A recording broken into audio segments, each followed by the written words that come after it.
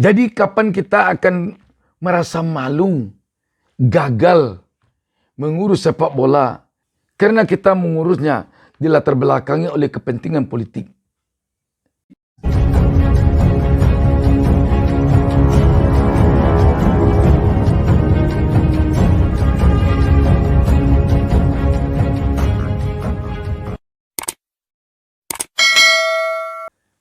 Assalamualaikum warahmatullahi wabarakatuh.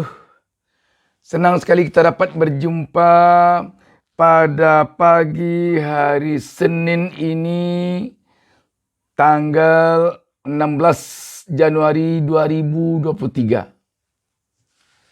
Saya doakan kepada Allah Subhanahu wa taala, Tuhan Yang Maha Esa, semoga di awal minggu ini sahabat pemirsa sekalian selalu mendapatkan berkah dari Allah Subhanahu wa taala. Sahabat BN, ada yang mungkin agak terluputkan dari kita karena kita selalu disibukkan oleh politik Pilpres 2024. Yang luput dari kita adalah persoalan PSSI. Persatuan Sepak Bola Indonesia atau PSSI baru saja dirundung oleh suatu kasus besar, kasus kejuruan yang menewaskan 135 orang penonton sepak bola. Sahabat BN, beranjak dari sana PSSI akan melangsungkan Kongres Luar Biasa KLB yang direncanakan pada tanggal 16 Februari 2023 ini. Dan pada hari Minggu kemarin, tanggal 15 Januari, telah dilaksanakan Kongres Biasa yang menghasilkan antara lain Komite Pemilihan atau KP dan Komite Banding Pemilihan atau KBP. Pada kesempatan ini sahabat, kita tidak akan bicara tentang soal teknik pemilihan itu. Sebagai masyarakat Indonesia, kita melihat Persatuan Sepak Bola Indonesia atau PSSI selama ini sulit sekali untuk lepas dari kungkungan politik praktis. Buktinya pada tahun 2011 saja Wakil Ketua Komisi 10 DPR RI Utut Adianto dalam suatu acara sarasehan sepak bola telah mengatakan bahwa tentang sepak bola ini semua yang dimasuki politik tidak pernah bersih. Sahabat BN, dalam menghadapi Kongres Luar Biasa kali ini, kita melihat telah muncul dua calon Ketua Umum PSSI menggantikan Iwan Bule yang sekarang sudah menyatakan tidak akan maju lagi. Pertama, Lanyala Mataliti yang sekarang adalah Ketua DPD RI. Yang kedua, Erick Thohir yang sekarang Menteri BUMN. Sahabat BN, sebenarnya rakyat tidak mempersoalkan siapapun yang berminat atau yang nanti akan menjadi Ketua Umum PSSI. Yang rakyat persoalkan tentu adalah apakah PSSI ke depan ini tidak juga akan terlepas dari kungkungan politik praktis.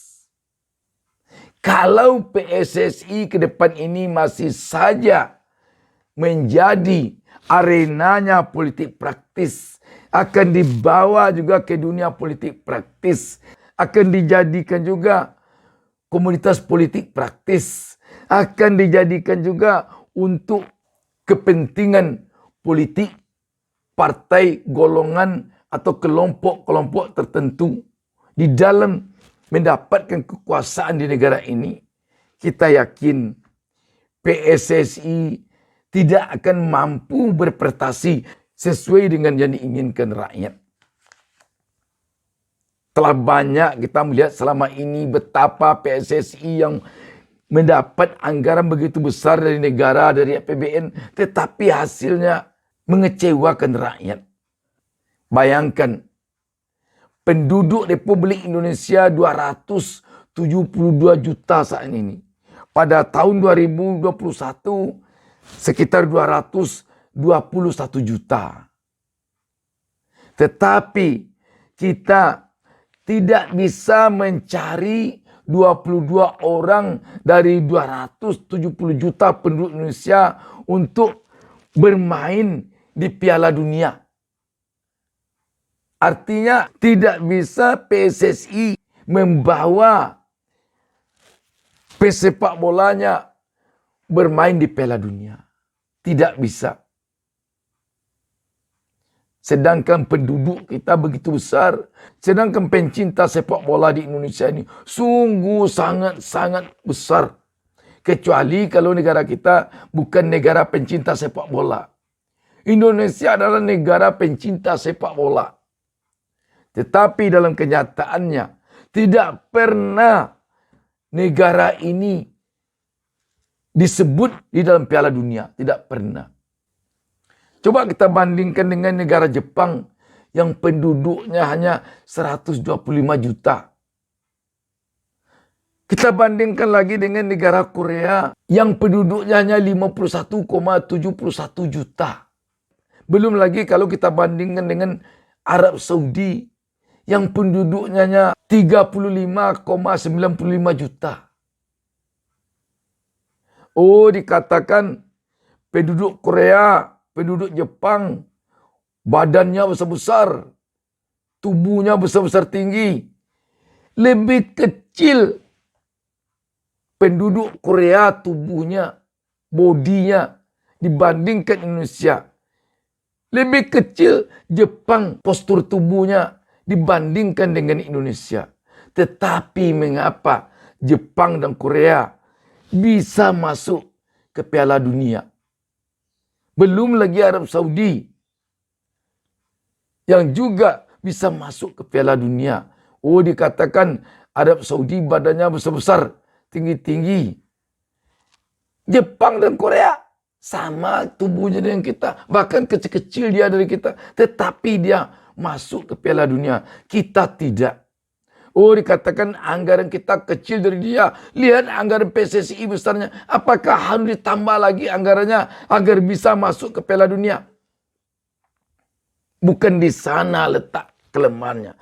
Kelemahannya letaknya, kekeliruannya letaknya adalah di negara tersebut. Baik di Jepang, di Korea maupun di Arab Saudi. Negaranya tidak menjadikan persepak bola negara itu sebagai komoditas politik. Tetapi di negara kita, persepak bolaan kita selalu ditarik-tarik ke dunia politik. Kalau di negara Korea, kalau di negara Arab Saudi, kalau di negara Jepang, atau yang dekat saja dengan kita sekarang, Vietnam. Di negara itu yang mengurus sepak bola betul-betul profesional di sepak bola. Bukan yang mengurus sepak bola adalah orang yang dalam otaknya politik praktis isinya. Tetapi dalam kenyataannya di negara kita, yang mengurus sepak bola, yang menakodai PSSI ini diperebutkan oleh orang-orang politik. Sehingga tujuannya menjadi ketua umum PSSI, tujuannya mengurus sepak bola, bukan untuk memajukan dunia sepak bola, bukan punya target bisa bicara di Piala Dunia, bukan itu tujuannya. Tujuannya agar dia dengan menjadi ketua umum PSSI, dengan menjadi pengurus PSSI, dia bisa mendapatkan jabatan politis yang mentereng. Sehingga untuk menjadi ketua PSSI harus ada dukungan dari penguasa. Kalau tidak didukung oleh penguasa, siapapun yang maju untuk calon ketua umum PSSI tidak dapat. Itulah buktinya bahwa dunia sepak bola kita di negara ini dikendalikan oleh para politisi. Sehingga yang profesional dalam sepak bola, yang betul-betul cinta hatinya kepada dunia sepak bola tidak bisa masuk. Tidak bisa masuk. Karena orang yang profesional di dunia sepak bola, dia tidak akan mau mencampur baurkan dengan dunia politik. Dia tidak akan mau. Sungguh sangat memprihatinkan.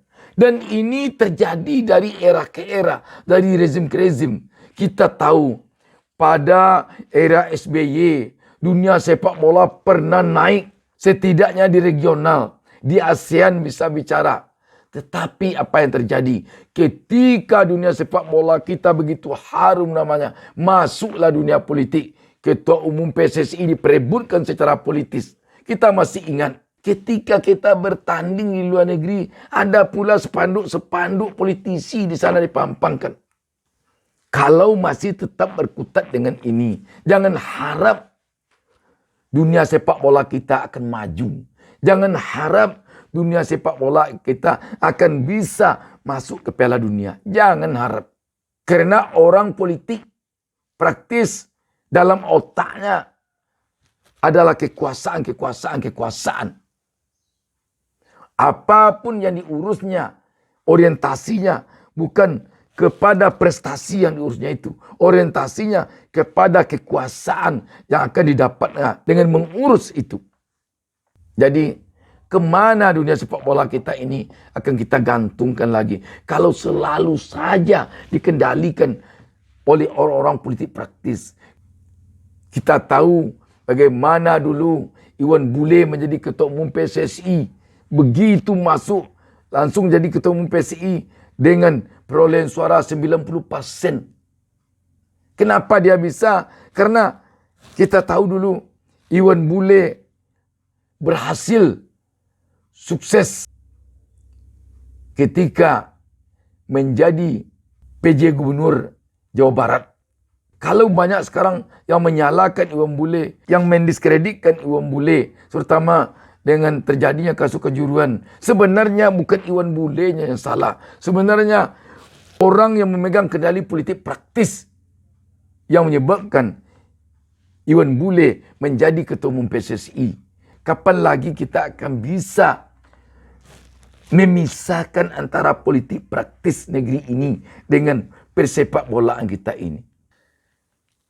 Jadi kapan kita akan merasa malu, gagal mengurus sepak bola karena kita mengurusnya dilatar belakangi oleh kepentingan politik? Kita tunggu jawabannya.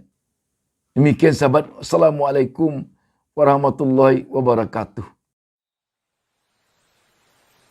Jangan lupa subscribe. Jangan lupa subscribe.